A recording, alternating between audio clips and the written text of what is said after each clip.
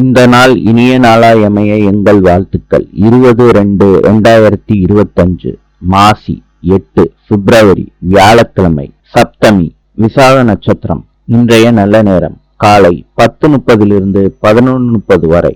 கௌரி நல்ல நேரம் காலை 12:30 1:30 வரை. மாலை 6:30 7:30 வரை.